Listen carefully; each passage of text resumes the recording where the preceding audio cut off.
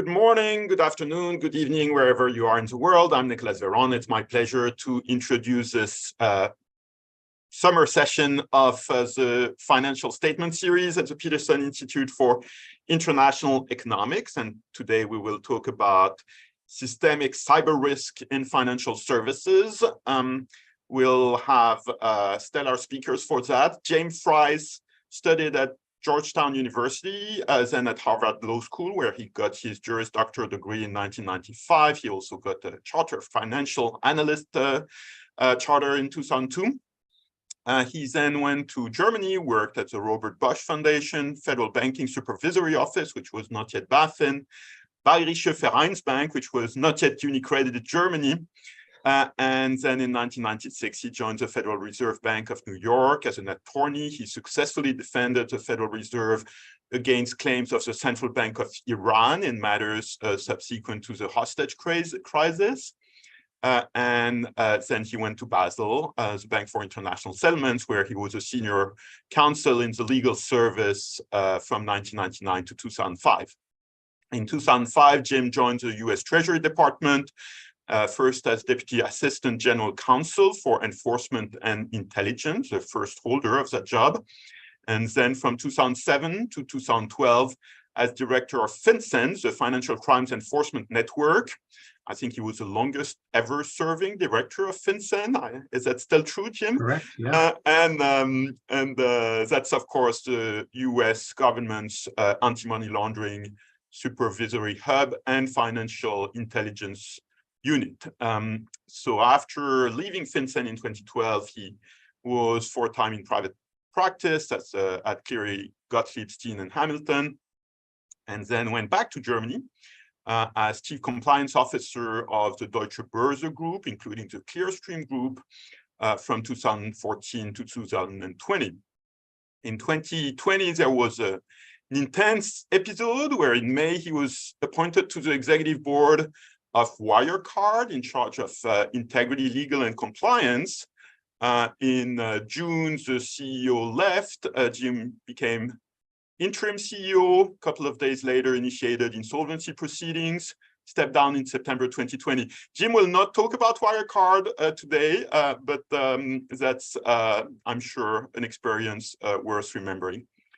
He's then been the founder of Market Integrity Solutions, an advisory firm in matters of market financial integrity and technology. He's also the co-founder and chairman of a technology firm called Crin Data, and also has advisory positions in a number of startups and companies, including FQX in Switzerland, Starling, and MoonPay.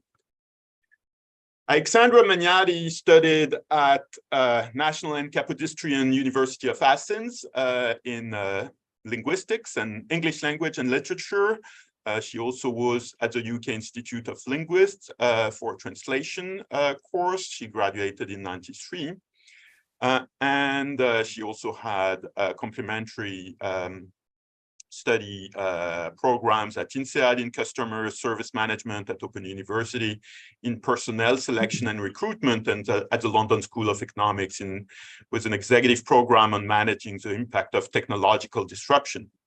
She started her career in Greece at the Express Daily newspaper in Athens until '99.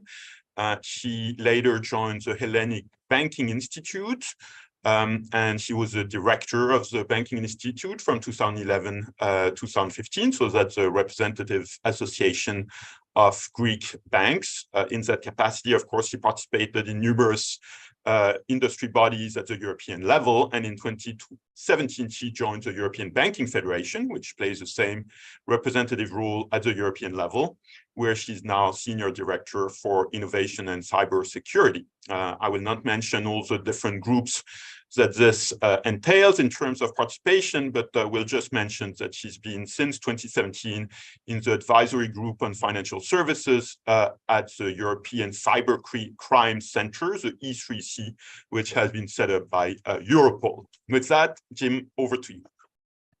Thank you very much, Nicolas, and very good to be here.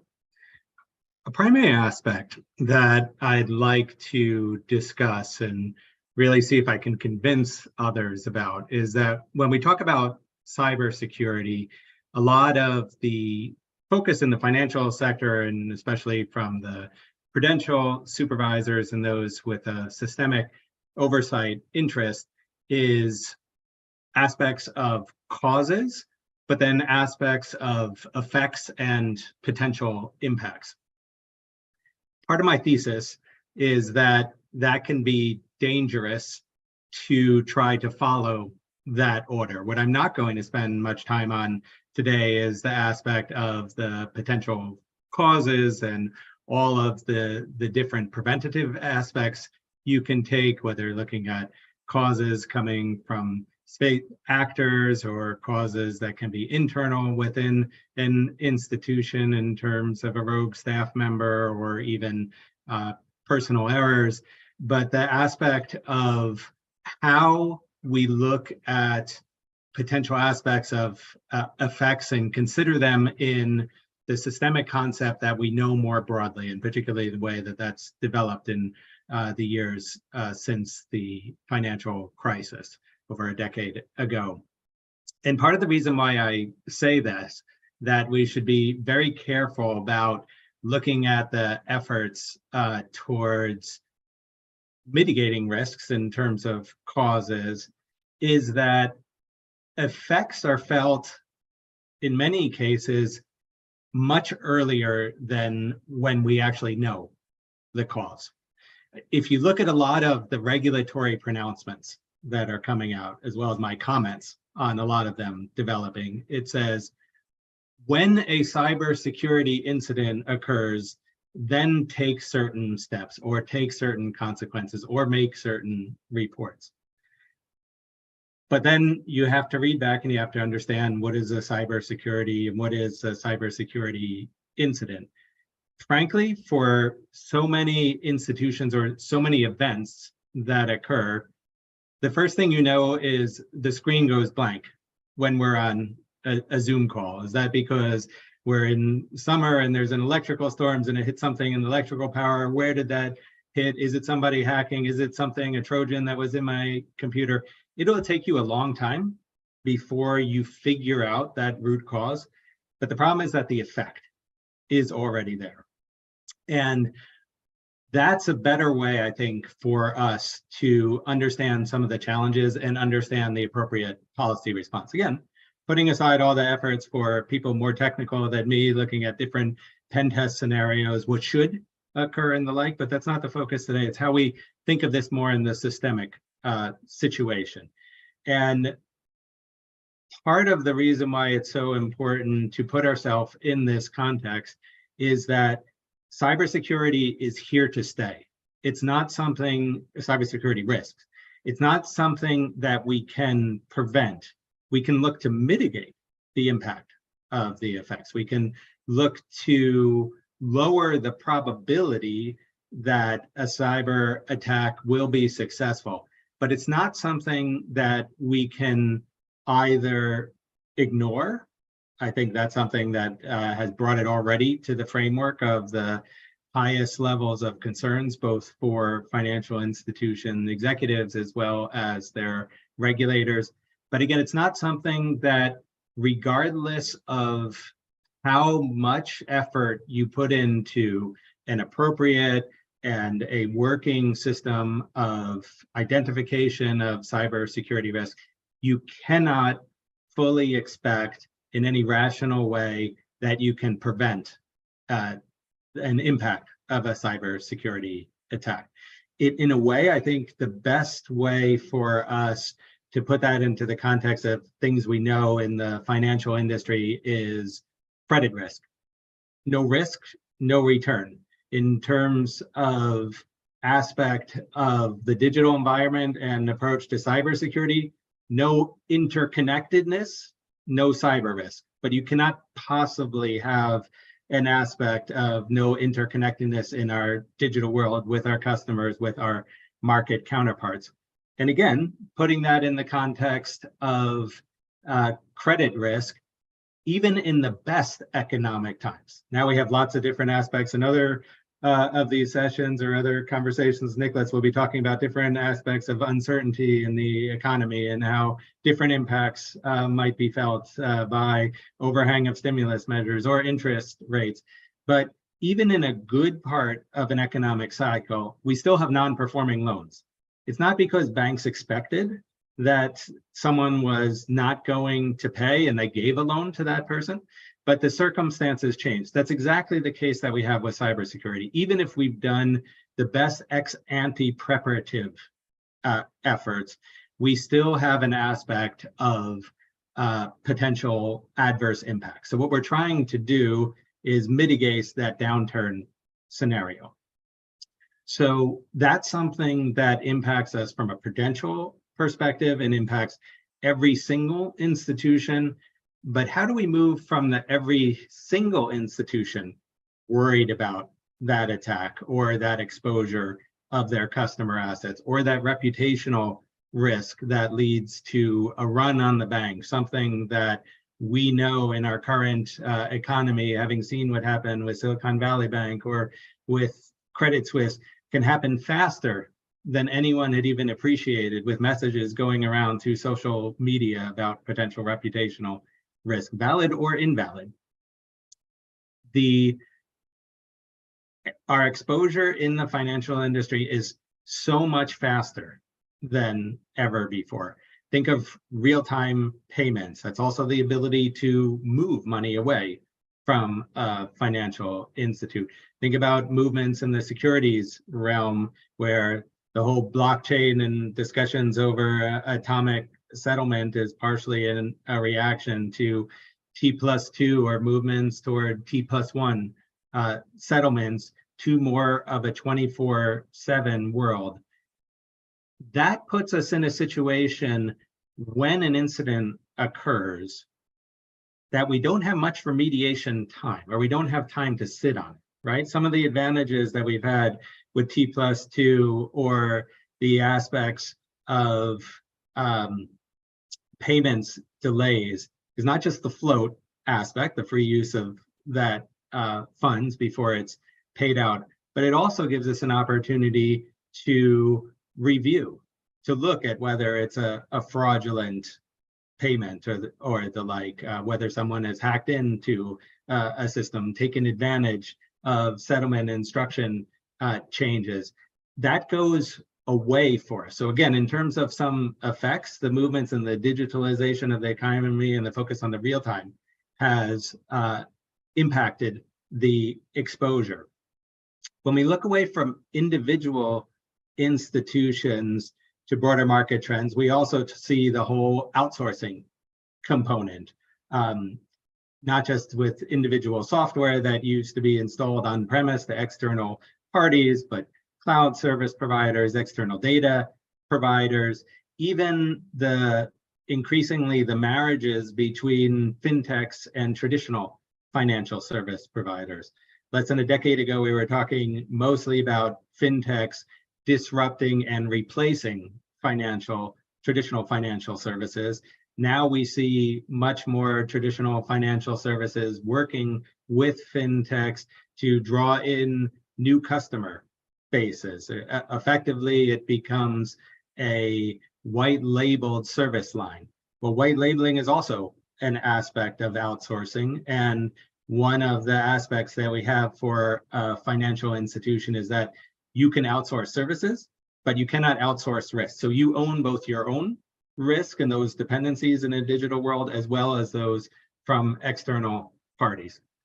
And I'll make one last comment before I turn it over to Alex, and that is, when we look at different aspects of systemic risks, it's important for us to understand how cybersecurity impacts across multiple different planes. And by that, just as there's a prudential risk for an individual institution through cyber-related exposure, that exposure could be to a systemically significant institution or a systemically significant market infrastructure. And that's why there's been more pressure on them first with some of the regulations that we'll go into that are infecting a broader environment. But another aspect is that one single cyber-related incident or attack can hit multiple different actors at the same time. That can be because the actor can direct a phishing attack or send out a Trojan to many different institutions, or have it so situated so that it execute a certain program at a certain point that then impacts multiple different institutions. Or we have the last aspect of the dependencies, and that is through this outsourcing environment. Because as much as we can talk at a certain level of interconnectedness and concentration risk among regulated financial services providers, there's actually a higher level of concentration among some of the service providers to the biggest financial institution, including those we talk about as architecture providers through the realm of cloud service providers, but also some of the less well-known administrative aspects, data service providers or core service providers. And those are the entities that are part of the regulatory focus now, going beyond the regulated institution to those upon whom they depend, because the cyber risk can be executed either at the financial institutions or upon these critical dependencies. Thanks so much. That was fantastic. Alexandra. Thanks a lot. Hello, Nicolas. Hello, Jim. Good afternoon or good morning to everybody. Well, Jim, you mentioned no interconnection, no risk.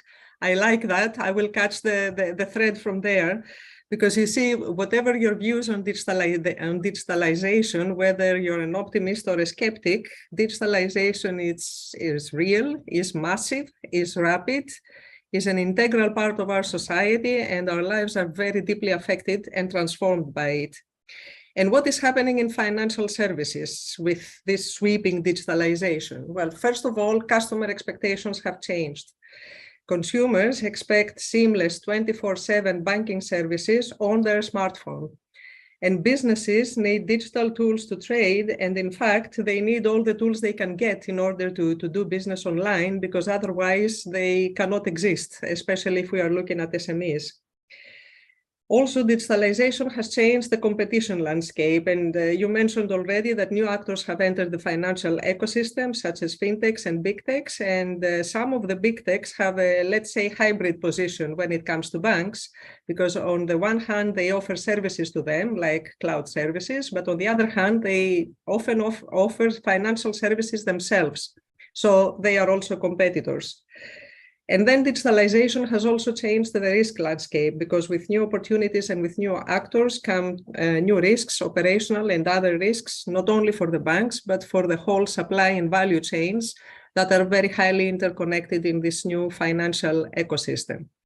So banks need to be where the customer needs them, and this is what digital finance is all about. And in my view, when we look at how banks can remain innovative, and that means remain relevant and competitive in this new digital environment, then three key words come to mind, and that is data, its infrastructure, its cyber resilience. Banks need big data analytics to streamline processes, personalize services. They need, in order to be time efficient and cost efficient, and they need to access the best technology wherever they can get it in order to build the infrastructure for innovative services and seamless user experiences. And they need to ensure that they are secure and resilient while doing this, in view of increasing cyber threats, to protect what is still the most valuable asset, which is the trust of customers. And this is where ICT third-party providers come in, because if outsourcing of ICT functions and services is a wise choice for large banks when they want to keep up with technological innovation, it's a vital necessity for medium and small ones. And cloud, as you mentioned already, is a characteristic example with all the capabilities that it can offer for huge data processing, for processing power on demand, for enabling remote working, and of course with state-of-the-art technology. So it has become increasingly important in the digital transformation of financial services. Now, zooming out and looking at this interconnected financial ecosystem that is created between all these actors, we need an ecosystem that is well regulated and supervised. And that means that the responsibility lies with policymakers and supervisors to ensure healthy competition, consumer protection, and the proper risk management to safeguard stability. Now, of course, when you look at legislation, and careful what you wish for, because you might just get it. And if I look at the European level, in the past 5 years, we are experiencing a tsunami of legislative and regulatory initiatives pertaining to digital. Looking only at the priority issues that we are handling here at the EBF, I could count like 17 different initiatives pertaining to data economy and open finance, to digital euro and crypto assets, cybersecurity and resilience, payments, cloud banking, AI, digital identity. And in fact, it was just 3 weeks ago that the Commission announced 4 new proposals, legislative proposals, for the digital euro, for cashless legal tender, open finance, and the revision of the Payment Services Directive. If I look at policy making specifically for cybersecurity and resilience, I can quickly count 8 pieces of legislation, like the Cybersecurity Act, the NIS, the Network and Information Security Directives 1 and 2, the EBA guidelines for ICT risk and security management, the guidelines also VBA on outsourcing, DORA, the Digital Operational Resilience Act, the Cyber Resilience Act, which is another thing, and the Cyber Solidarity Act. And I'm pretty sure I'm forgetting stuff. And I'm not even counting global initiatives or national initiatives. And we add on top of that other security and reporting provisions embedded in other legislations that touch on digital, like GDPR, PSD2, eIDAS, which is for the e-identity, and the like. So General data protection regulations, the payment service directive, sorry for interrupting, but not everybody is very aware of European acronyms. Well, I know, Nicolas, but I'm sure GDPR is known to everybody. It has been discussed so much across the world, I think. But anyway, taking a step back, I'm just wondering, is policymaking coming at the right speed and with a consistent approach? Is it substantially boosting cyber resilience, or are we ending up with a complex grid of requirements, and in the end we tick boxes and miss the substance? And finally, can we achieve a balance between enabling the adoption of the best technology that we need on the one hand, and on the other hand, ensuring the strategic autonomy that we also need? Now, Jim said cyber risk is here to stay. Resilience makes this is based on the premise that indeed cyber risk should be considered as a given. And the question then is, how do we mitigate quickly? How do we restore business with minimum damage and in the minimum possible time? I will stop here, and well, I'm looking forward to the discussion. Great, and I should also make my own disclosure here, which is that I'm an independent non-executive board member of the trade repository arm of DTCC, and like any financial infrastructure, it's also exposed to the kind of risks we're talking about. Jim, you gave us a very general kind of big picture presentation, and I think this was exactly what we were aiming at for this session. If we trickle it down to the actual policy, what would you say would be the implications of what you gave us in terms of not the, every single directive and regulation that may pop up in the European Union or their equivalents elsewhere, but in terms of, the respective roles of legislators, rule makers, supervisors, how they should operationalize the kind of general principles you gave us? Well, there's 2 different aspects to it. Again, looking at the preventative and then the reactive aspects. And part of the real-time nature of the risks is that you need to have your reactive framework in terms of business continuity already ex ante in place. So that's what I'd like to focus on here, and I'm sure Alex can help as well, because from the proactive side, you have risk assessments, you have people responsible, you have policies and procedures in place, you do various types of testing with independent parties. We know that from other frameworks. That's something that is already working and needs to continue and be revised constantly in real time with the different threats. But what's new for us is setting up this reactive framework. And there are a couple components to it. And the biggest aspect that is new that regulators are focusing on now is notification. So when an incident occurs, and as I already said, that's something that we have to be very careful, because if you say when what occurs, if you say cybersecurity incident, well, I might not know that for 6 months or so that the cause was cybersecurity. But when an operational disruption occurs, that's something that a financial institution will know, maybe directly, maybe only in response to its customers saying that they don't have access to the systems. It's not necessarily apparent at first case, or they don't have access to the white labeled systems carried out by a third party. So this is an aspect that the regulators want prompt notice of this. For a financial institution to do that with its dependencies on third parties, they need to now change some aspects of their contracts, their service level agreements, to include appropriate notification requirements up the entire reporting chain, and then now to put this information in a structured way to the regulators. So this is aspects that's been discussed in the Financial Stability Board. Various regulators have been implementing these type of notification requirements around the world. Within the United States, the federal banking agencies put in requirements last year. The SEC has some still in public consultation. The DORA framework is one that would be harmonized in the EU, still won't be in place for a year and a half from now, subject to regulatory technical standards to be worked out.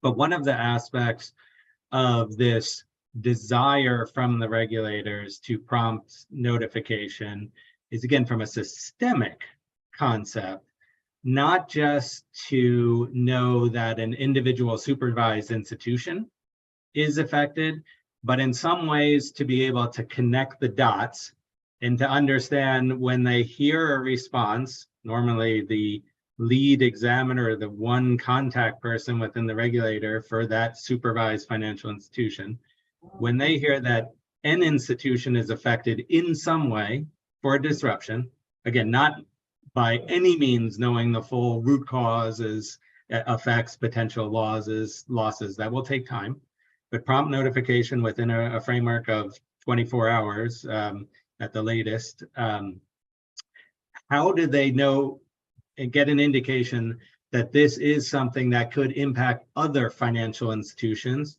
through any of the three different definitions that I gave of systemic attacks before, in terms of an infrastructure vulnerability or a potential exposure to multiple individual smaller institutions, or through a third-party service provider? Part of the answer is that they can only,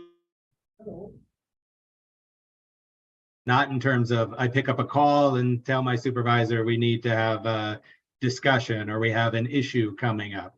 First questions are, well, what's the issue? And you say, well, I don't know, and I'm the person who makes the reporting to you. The people that are in my cybersecurity aspects didn't sleep last night, and they're actually trying to stabilize our systems right now. They don't really have the time to get on the phone to answer some of your basic questions here. That's the framework that we're struggling with right now from the regulatory perspective, and institutions trying to see, well, where are they going and what are they expecting from me? And this is where part of my thesis is we essentially have a threat that does have potential systemic circumstances, it actually lends itself well to a type of mutual response, shared approaches, standardization, and an industry response rather than individual institutional response. Alexandra, one of the very catchy one-liners of Jim's presentation was that you can outsource services, but you cannot outsource risk. And I would like to have your view on what Jim just mentioned, which is the need for collective solutions, shared platforms, shared instruments to combat the risks in that space. Can you tell us more about what's happening in Europe?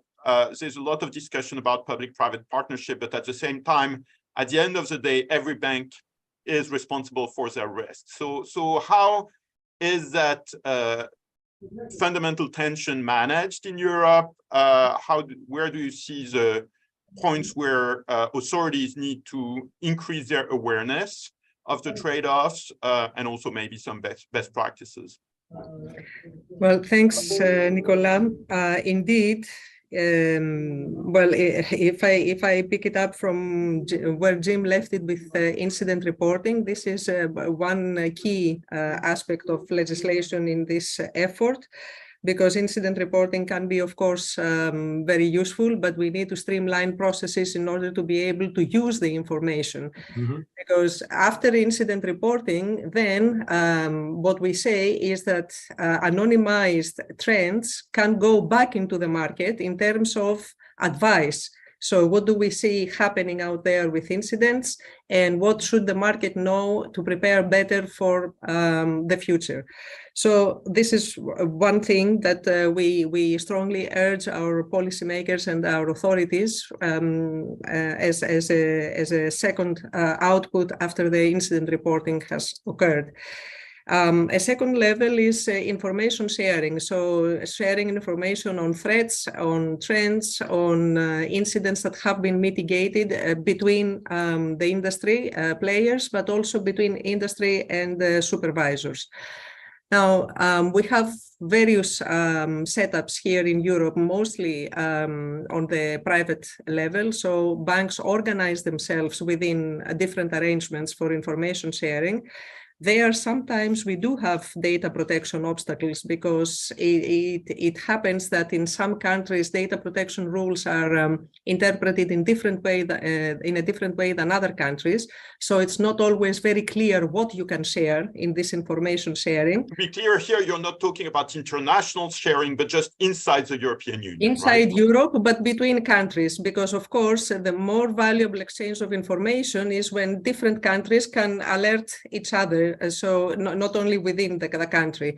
Mm-hmm. And we've had for some time an issue, for example, with internet addresses that sometimes are considered in some cases as personal data, and in other cases they are not. So, and as you know, banks would rather be compliant. So if they don't know for sure that they can share something, they will not share it. So we need some clarity there, and this is where legislators and policymakers can help. Now, also another aspect, in my view, when we talk cyber risk and cyber resilience and public-private partnership, is the understanding that we are all in this together. I mean, of course, banks are the ones who are supervised, and supervisors are the ones who supervise them. But in the end, we are all in this together. And so information sharing also needs to happen in this trusted environment, that we exchange information in order to become better. And this is also what testing is about, that Jim mentioned earlier, that testing is not about finding weaknesses and being punished for them. It's about finding weaknesses and becoming better, helping to improve. So this is also a new mindset, in my view, that is necessary. And well, streamlining processes and requirements, again, I'm sorry if I sound like a broken record, but this is really necessary, because the easier and the more consistent the requirements are, then the easier it's for all financial entities to comply with them. And on a final note, and we do think that DORA is a step in the right direction, nobody can go at it alone. So it's important that we have minimum cybersecurity and resilience requirements for all the actors in the ecosystem. And this is also where the oversight of critical third-party providers comes in with the new regulation of DORA. So let me pick up on this. DORA, of course, is a digital Operational Resilience Act. Sorry, you mentioned it before. So anyway, Jim, you look at it also as an outsider. I mean, you know, you've worked a lot in Europe, but you have a kind of critical gaze on it. Couple of questions about this, and maybe to start with, are cloud services different? Because into the European debate, a lot of, I mean, DORA is associated with this idea of, you know, there are a bunch of cloud service providers who are very few in numbers, they're all American, they're critically important, and we need to do something about it. How much should we think of cloud services as different from other aspects of, you know, third-party services? You addressed that to a large extent in your presentation, but can you elaborate a bit on it?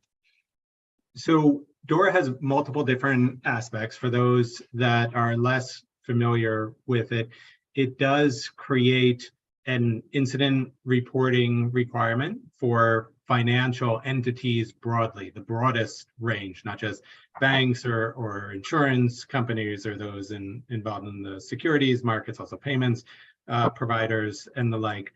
But the aspect of DORA that is most relevant to Nicolas's question is it sets up a harmonized supervisory and examination framework for the first time for cloud service providers.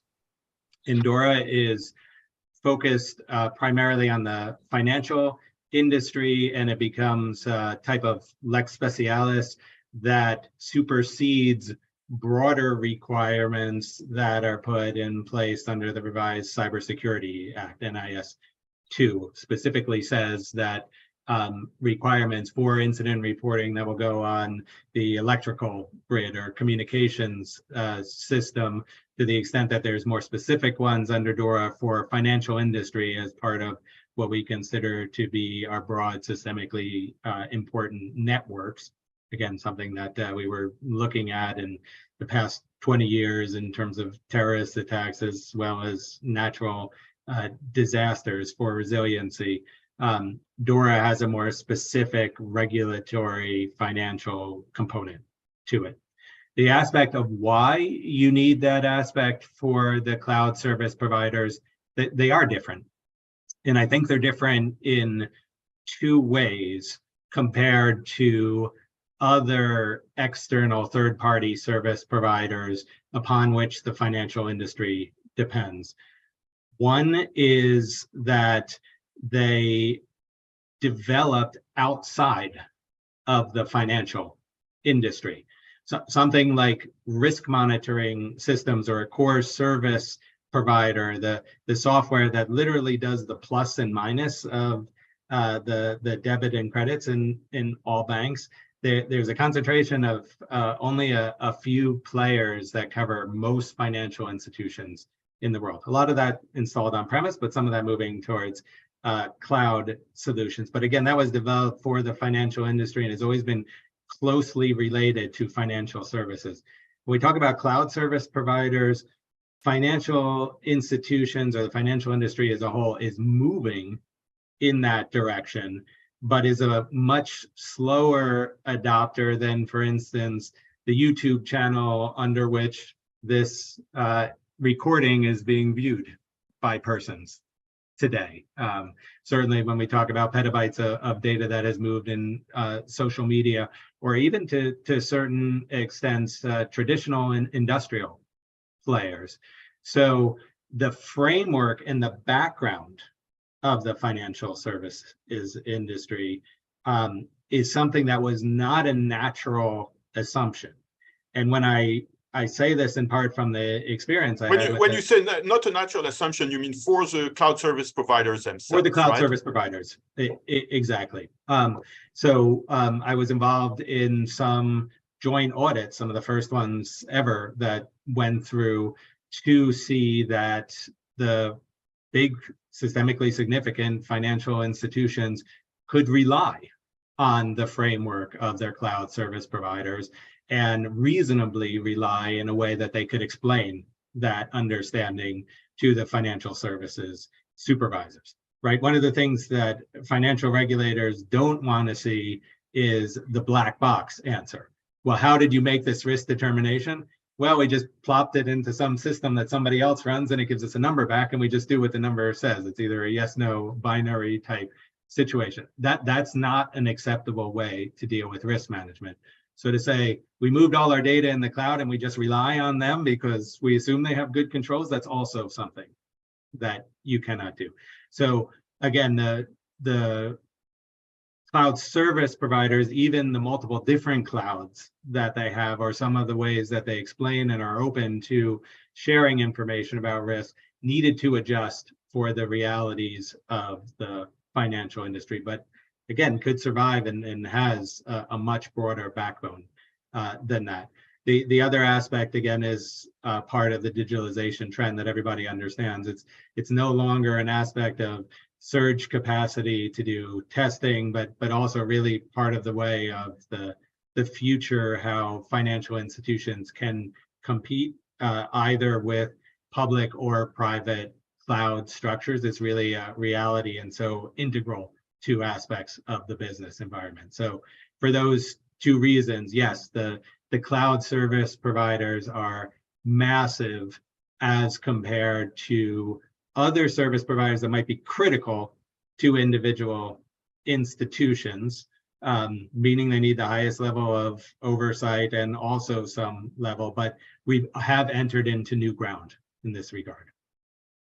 So I encourage, we have many specialists in the audience I see on the Zoom platform. I encourage them to ask questions, but I have more questions. And let me turn to Alexandra on this issue of cloud service providers. And maybe looking at an aspect which is kind of slightly contentious.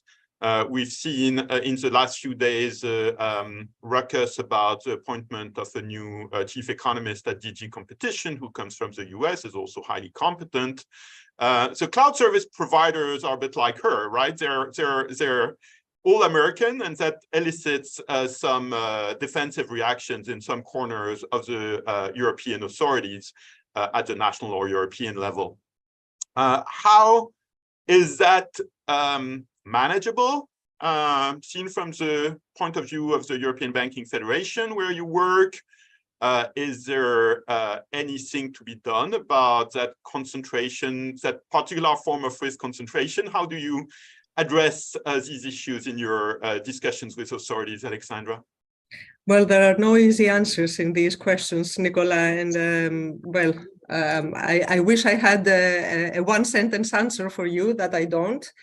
What we are trying and what we are urging through the EBF is that we need to try for a balance between accessing the best technology where we can find it, because this is important for innovation, but on the other hand, putting some safeguards in if we look at the European strategic autonomy aspect. Now, this is easier said than done because not all technologies are available locally.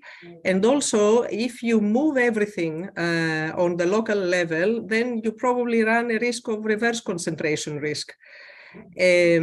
So, in my view, there are impact assessments that need to be done every time there is a consideration for a measure in that direction. So there needs to be a deep understanding what a measure in that respect would mean for business, for efficiency, for innovation. I think it's a learning process, and I think this is something that needs to be continuously discussed between the industry and the policymakers. Jim, on this, is it your impression that the European, let's focus on the European level, leave the member states alone for a moment. Have the European authorities got that balance right so far, or have there been egregious cases of imbalanced approaches? I think there's a number of different aspects to that. One is, particularly when we talk about systemic institutions and the like, the financial markets are global. So the financial markets don't stop at a national border and they at a member state border. And they certainly, except in China. Well, no, I mean, the biggest Chinese banks are the biggest in the world, and even some of their subsidiaries, such as branches in foreign jurisdictions, are sizable banks, but from balance sheet size, just massive. And if you look at just the way they support export economies, even though they're trying to move things to renminbi denomination, just the amount that's in dollars that flows through the global financial system, it's very much interconnected. So it's naive in a way, particularly if we talk about the largest European institution under the direct supervision of the ECB and the single supervisory mechanism, 120 plus institution. I haven't looked at this for a fact, but I'd be surprised if we could find any of those that don't have substantial exposures outside of the EU member states. So that's one aspect. We really need a cross-border solution, and you will see awareness within the EU and awareness in the other jurisdictions, and particularly the G20-driven approach of the Financial Stability Board to try to harmonize standards and look at cross-border sharing. So cybersecurity is also something where the risk does not stop at borders nor originate within borders. The other aspects, just to remember in this regard, is as you pointed out before, the General Data Protection Regulation, GDPR, the framework within Europe and the underlying policy and values that from which it's derived are different, frankly, than in the US and in other parts of the world. The very model of certain, let's just call it social media companies, they earn value through freemium services in their ability to derive interesting profiles from individual personal data. That's something that, as a matter of principle under the GDPR, is against it, at least, or it should not be a presumption, at least without the will of the underlying consumer, right? That aspect of different views as to the holding and use of the data drives a lot of this question as to where data can be held. It's not the only issue, it's also a question of government access, securities, aspect of different contractual frameworks and the like, but it's been announced recently that some of the efforts between the US and the EU to develop towards an equivalency framework are moving forward. Some agreements in principle were announced recently, but until those are in place, or if they can be sustainably put in place, it will be very difficult to think of real cloud solutions. And again, that's separate from the aspects of ring fencing that we see in terms of supervisory control. Alexandra, we have a question from Ralph Sinclair on how backward-looking or forward-looking regulators are. He mentions, for example, quantum computing related risks. Let's focus, I mean, in a way, this is by definition a Europe-centric question, but if we look at the regulatory community in Europe,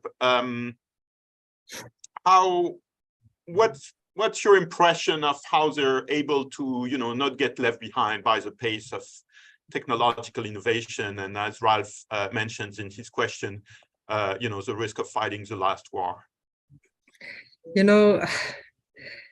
I don't have a legal background myself, but my understanding is that legislation usually follows what happens. And the big challenge indeed with technology is that everything happens very quickly and on many levels. So we often say that we need future-proof legislation, whatever that means. But perhaps the best thing that you can do is to try, instead of regulating the technology itself, is to try to put principles in place, is to try not to be very prescriptive, to try to look at outcomes and at use cases, which of course, in the passing of time, they will develop as well.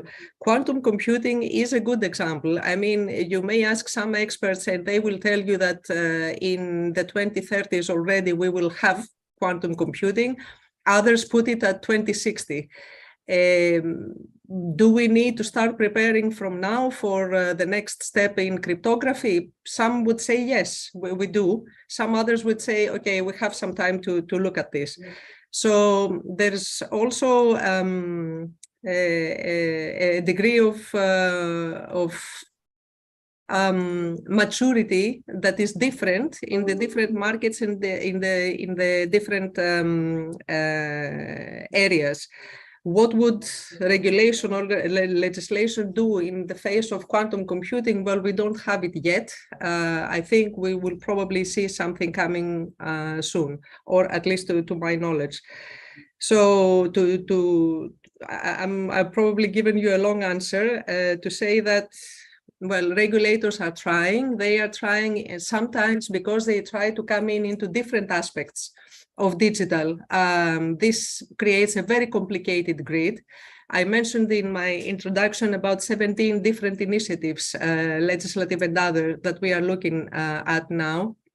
And sometimes I really wonder in 2 or 3 years' time, when all of this comes into place, what will digital finance look like? I'm not sure that we know at this moment. So if we look at the opening of data and the data sharing, if we look at crypto assets and CBDCs, if we look at the instant payments, at the use of AI, digital identity. So there's a lot that will come into place at the same time, and what will come out is still not very clear in my view. So perhaps we also need a bit of a pause at some point to let the dust settle and see what, and let the market also digest what is happening. Well, that's a few thoughts. Jim, you're ideally placed to compare different jurisdictions and different authorities also in the same jurisdiction. So I'm not asking you, of course, who is most left behind by technological developments, because you're much too polite to answer that directly. But looking at, the Swiss, the British, the EU and the different member states, the US, a number of other jurisdictions in other parts of the world, including China. What is it? Maybe one way to ask the question is there a way, you've worked at the BIS in international coordination for years, is there a way to accelerate the fact that everybody would be sufficiently to be completely, irrelevant in that space? Sorry, your question got cut off. Could you repeat just the last part? My question was about maybe how to think about bringing public authorities, supervisors, regulators, I'm not even talking of legislators, to the best level of technological understanding, if not adoption, so that we don't have massive inefficiency just because they are slow adopters, basically. So I think the best answer to that is industry engagement. We already see in certain aspects of regulatory examination, particularly risk management practices, that there's a perception within institutions that a regulator comes in and because they saw something somewhere else, they ask, well, why don't you do this? And if everyone wants to be better than average in risk management processes, then you are always moving the bar up. Frankly, that's not a bad thing. It's a good thing that they learn in terms of what is an effective way to deal with similar understanding of risks. Ideally, that's part of an open dialogue and in a framework where you can have open discussion and not in what can sometimes be an adversarial situation. So Alex mentioned it in passing before, but I'll say it again, and this is some of the comments that have come back in terms of incident reporting or exposure or cybersecurity risks. You want to learn from vulnerabilities. You don't want to be penalized for finding that here's something that can be improved, right? But the other aspect, just building upon what Alex said, there has been a massive amount of legislation that's come out, and especially in Europe, a lot of that has to do with harmonization. So it's replacing national member state law. But if you try to legislate everything through a procedure that goes to Parliament, as well as various consultations with other competent authorities, then that legislation is outdated from the time it's published. What you need to do is have a framework in place that does set principles and minimum standards and gives authorities to exactly those regulators who should be closer, those supervisors who should be closer to the industry and be able to adapt and prioritize in terms of practices. Alexandra, is there risks that authorities would become themselves a point of vulnerability if we have so much data sharing and joint work? Sorry, Nicolas, can you repeat, because I lost you? Sorry, my question is, to the extent there is all this data sharing and joint work with authorities, and if we assume, as I think is a reasonable assumption, that authorities often struggle to adapt to the technological developments as quickly as the best practices in the private sector, is there a risk that the authorities themselves, the supervisors, would become a point of vulnerability for the system? Well, as we said before, and Jim said it very eloquently, once you are online, you are at risk. So this applies to everybody, nobody is excluded. Indeed, yes, the answer to your question is that yes, we all need to take our measures and have our policies and our ICT systems in place in order to mitigate those risks and in order to have better security. And this applies equally both to the industry and to the public sector. We're almost at the hour. Jim, maybe my last question to you is, what's next? What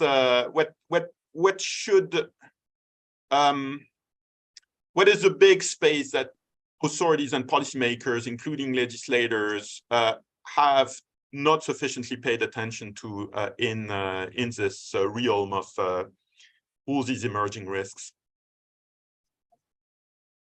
I don't know that they haven't paid attention to it, but it's a need to operationalize. Just as they're expecting institutions to operationalize this aspect of the reporting, to get away from the notion of the perfect and move forward with the practical and using the information, creating this type of feedback loop that Alex has talked about the industry would prefer, as well as creating a framework for cross-border sharing.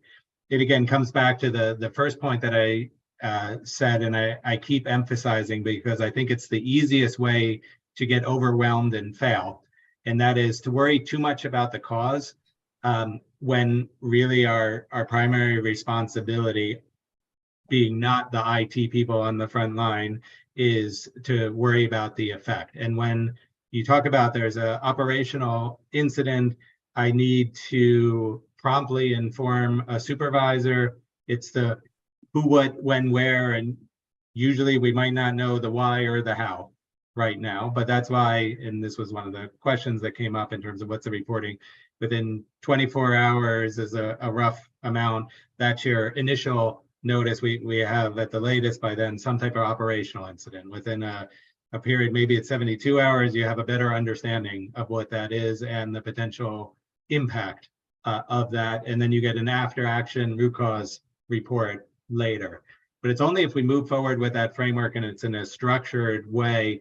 Can you also share that? Can you put an AI over it or something that compares and says that timing of this incident, nature of this incident is similar? Can we then move that to a higher level of evaluation or share it with other authorities, not just in this bilateral, traditional prudential supervision of an individual institution, move it to a potential supervisory, systemic lead indicator, and move towards remediation and policy responses on a cross-border level.